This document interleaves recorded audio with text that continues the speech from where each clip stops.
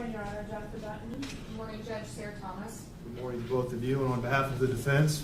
Good morning, Your Honor. Matthew Kuchurgis, and present with me is my partner, Elizabeth Betsy White, as well as Hannah Blythe Donovan. All right, good morning to all of you. And for the record, Mr. Pearson is also present before the court.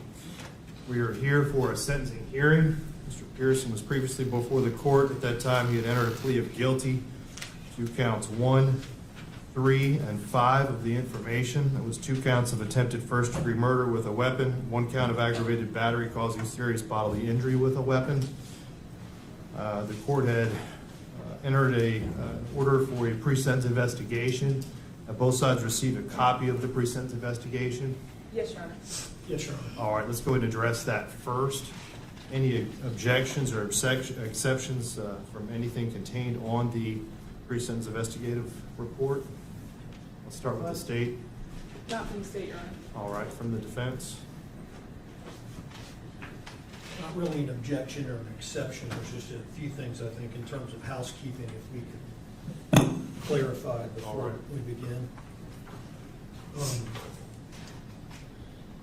At the time this was prepared, it had a amount of time in custody and at 399 days. When it was originally prepared, I don't believe the probation officer took into account that Mr. Pearson was arrested while at UF Shands Hospital in Jacksonville. My review of the file reflects that a arrest warrant was issued on June 5, 2023, 2 days after the incident that brings us all together. My calculations, rudimentary as they are, reflect that with an arrest date, because I believe the warrant was executed the same day, with an arrest date of June 5 until today, Mr. Pearson would have 536 days credit. Stated the objection to No, Your that Honor. amount. No. So 536 days would be the total amount of credit time as of today that Mr. Pearson is entitled to. All right. Anything else that you want to address on the pre-sentence investigative memo? No, Your Honor. All right. As to the guidelines, let's discuss that. I believe in the pre-sentence investigation, they had indicated 227.25 months was the bottom of the guidelines. Is that correct, Steve? That's correct, Your Honor. That converts to approximately 18.93 years at a minimum. All right. And that is the bottom of the guidelines up to life in prison on counts 1 and 3. The maximum on count 5 would be 30 years. Is that correct? That's correct.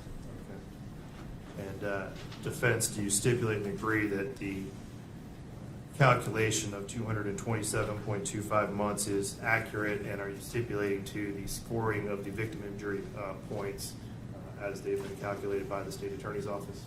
We so stipulate. I would like to advise the court, which I'm sure you're aware, we've also filed a motion, defendant's motion for downward departure, and I'm alerting to that the court to reminding the court of that on the front end as we're taking testimony. It'll factor into the court's ruling on the motion for downward departure. Specifically, what we're seeking, the grounds for the departure that we're seeking under 921-0026 are the capacity of the defendant to appreciate the criminal nature of the conduct or to conform that conduct to the requirements of law or substantially impaired pursuant to subsection 2C.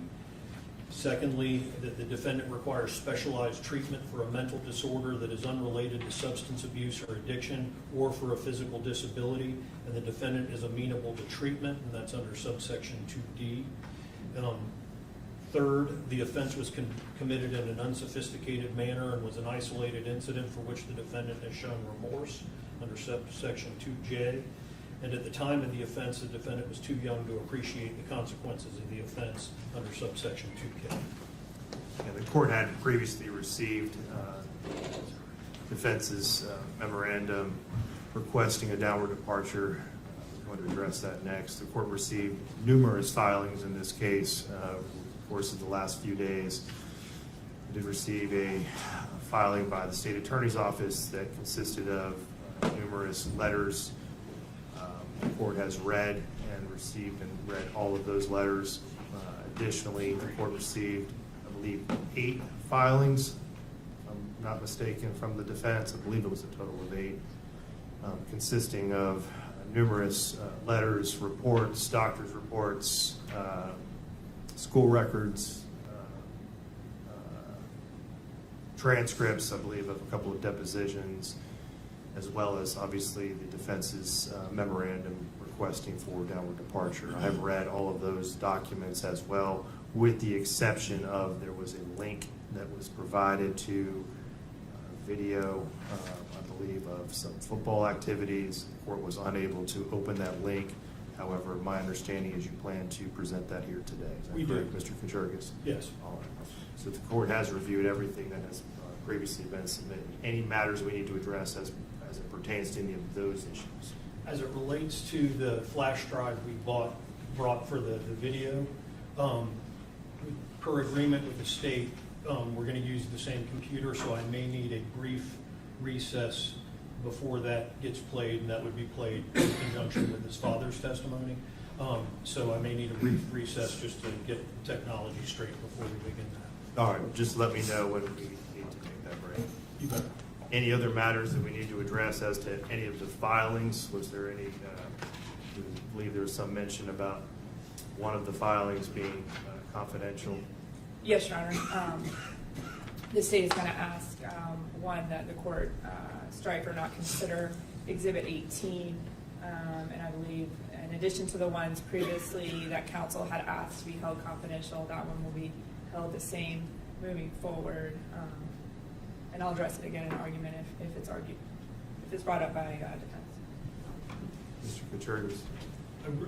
I concede to that being kept confidential and under seal. I don't intend to get into the content of that exhibit's text messages amongst various people. We do object to the striking of the exhibit. The grounds therefore, I don't intend to really get into that in today's proceeding. We've said what we needed to say about it in the sentencing memorandum. But as the court has undoubtedly read, the time that the crime was taking place, and you'll hear more in the way of psychological testimony relating to Mr. Pearson, he was being ostracized by his peer group at the time leading up to the offense, and that exhibit and its contents reflect the communications amongst his peer group about him, and to think that he was not experiencing that ostracization that was discussed explicitly behind his back, wasn't feeling that as that was occurring, is incredulous. But it was offered to show the ostracization of Mr. Pearson, and I don't really intend to get into it further today.